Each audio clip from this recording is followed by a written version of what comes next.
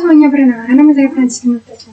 Saya di kelas UTKJ 1 dan di video kali ini saya akan membahas tentang hikayat. Dan di sini saya akan membahas tentang hikayat berjudul Sangkuriang dan Legenda Gunung Tangkuban Perahu. Oke, kita mulai aja ya. Pada zaman dahulu, di suatu kerajaan makmur bernama Parayangan, hiduplah seorang putri cantik bernama Dayang Sumbi. Dia sangat suka sekali menenun. Suatu hari, Dayang Sumbi menanam di teras istana. Maka hari itu ia sedikit pusing dan lemas. Benang mentalnya sering berkali-kali jatuh. Dan Sumbi pun jadi malas namanya. Ia jengkel benang pintanya jatuh terus, pun bersumpah, barang siapa yang bisa mengembalikan benang tersebut, jika ia laki-laki akan menjadikannya suami. Hingga pada akhirnya Dayang Sumbi pun senang karena benangnya kembali ke hadapannya. Dia pun lantas bingung siapa yang telah mengambil benang pengintalnya tersebut. Dayang Sumbi pun terkejut saat benang pengintalnya datang, namun yang membawakan ialah Tumang, anjing kerajaan yang terkenal setia dan sakti. Bagaimanapun, Dayang Sumbi tidak bisa mencabut sumpahnya, karena ia telah bersumpah jika siapapun yang mengambil benang pengintal tersebut akan dijadikan suami. Ia pun akhirnya menikah dengan Tumang, hingga hasil pernikahan mereka mengalami seorang anak bernama Sangkuriang. Kemudian, ayah dari Sangkuriang, yakni Tumang, berpesan kepada Dayang Sumbi agar tidak memberitakan identitas bahwa ayahnya adalah seorang anjing kerajaan.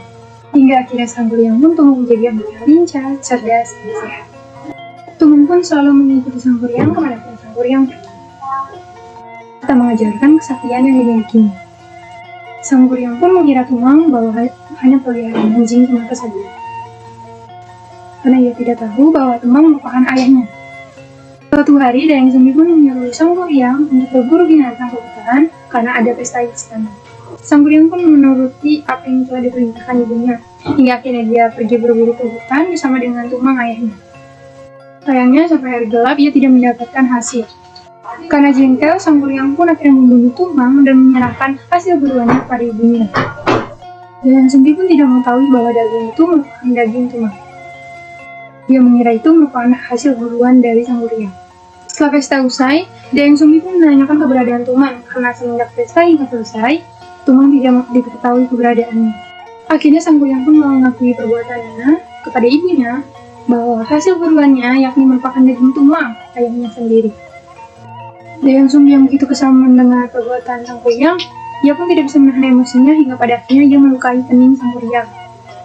Karena perbuatan Dayang Sumbi yang telah memukul Sangkuriang hingga berdarah dan terluka, ia pun akhirnya diusir dari kerajaan. Ini dikarenakan Sangkuriang merupakan calon mahkota dan siapapun tidak boleh melukai Sangkuriang. Dayang Sumbi pun akhirnya meninggalkan istana. Waktu pun berlalu hingga bertahun-tahun lamanya, hingga Sangkuriang bertumbuh menjadi pemuda gagah dan dewasa. Suatu hari ia berburu ke hutan. Alangkah terkejutnya ketika ia menemukan seorang perempuan cantik. Yang tidak tahu bahwa perempuan cantik itu merupakan Dayang Sumbi ibunya. Begitupun sebaliknya, mereka pun akhirnya saling jatuh hati. Sangkuriang tidak berpikir lama untuk melamar Dayang Sumbi. Kemudian Dayang Sumbi pun menerima lamaran itu. Sama sekali tidak mengenal Sangkuriang yang telah tumbuh menjadi dewasa. Namun, sebelum hari pernikahan mereka, Dayang Sumbi menemukan luka di kening Sangkuriang dahulu. Dia sangat terkejut bahwa Sangkuriang tersebut merupakan anaknya dahulu. Dayang Sumbi pun mencari akal agar pernikahan dengan Sangkuriang tidak terjadi. Akhirnya, dia pun memberi syarat kepada Sangkuriang suatu hal yang tidak mungkin dipenuhi oleh Sangkuriang.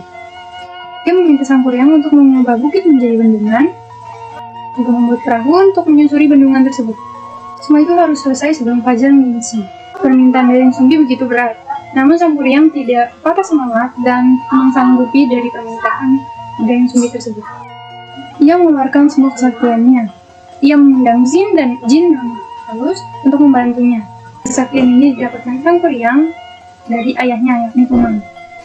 Mereka bekerja semalaman untuk menyentuh mata air dan juga sumur. Saat semua sudah terbendung, ia pun menebang pohon raksasa untuk menjadikannya perahu.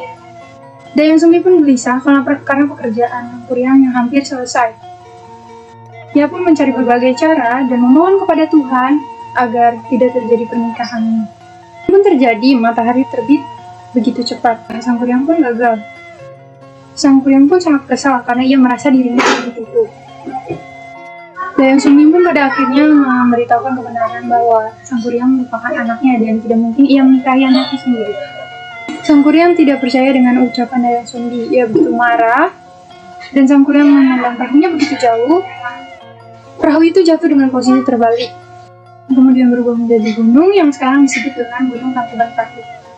Oke, sekarang kita lanjut aja ngebahas tentang unsur-unsur hikayat apa aja yang terdapat dalam cerita Sang Kuryang tadi. Pertama, ada berpusat atau bercerita tentang latar kerajaan atau istana sentris. Seperti tadi hikayat yang saya ceritakan, ya itu merupakan isi dari suatu cerita di mana latar cerita tersebut yakni kerajaan Parayangan. Kemudian juga ada tidak diketahui pengarangnya, seperti yang kita ketahui cerita atau hikayat dari Sang Kuryang tersebut kita tidak tahu siapa penulisnya pada awalnya. Selanjutnya biasanya cerita seputar kesaktian, kekuatan gaib, dan juga tentang cinta. Di sini kita akan membahas tentang kekuatan gaib dan juga kesaktian ya. Kekuatan gaib dan kesaktian ini maksud, yakni dalam ceritanya pada saat Sang Kuryang saat sedang membangun bendungan, ia meminta bantuan para jin dan juga para makhluk halus untuk membantunya dalam membuat bendungan. Dan ini sebenarnya tidak mungkin ya, mungkin untuk saat ini kita bisa melakukan hal seperti itu. Terus kemudian juga berisi tentang percintaan. Di sini berisi tentang percintaan antara Sang Kuryang dengan ibunya yakni Dayang Sumbi.